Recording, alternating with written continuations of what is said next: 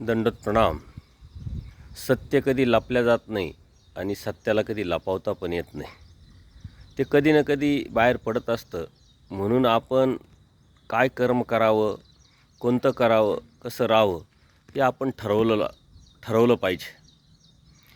सर्वज्ञ श्रीचक्र प्रभू या जीवाच्या संदर्भात अत्यंत सुंदर आणि पारदर्शक तत्त्वज्ञान स्पष्ट आपल्याला सांगतात. आणि याच्या पाठीमागं एकच कारण आहे की आपण आपल्यामध्ये बदल केला पाहिजे. स्वामी श्रीचक्र म्हणतात, जीवा जेची पोटी तेची तोंडी. जे आपल्या पोटात असतं तेच ओठात येत असतं, तेच तोंडात येत असतं. म्हणून आपल्या बोलण्यातून आपलं व्यक्तिमत्व, आपलं कर्म, आपली विचारधारा, आपली वृत्ती, आपली प्रवृत्ती, आपली दृष्टी हीच समाजासमोर जात असते.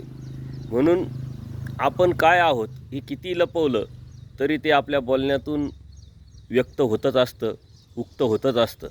ना आपण काय आहोत हे आपल्यावरती अवलंबून आहे. आपण कसं राहावं, कसं वागावं आणि कोणतं कर्म करावं का जेणेकरून त्या कर्मातून संत सामुग्री तयार होऊन परमेश्वर प्राप्तीची जो रस्ता आहे आपला तो आपल्याला प्राप्त करता येईल.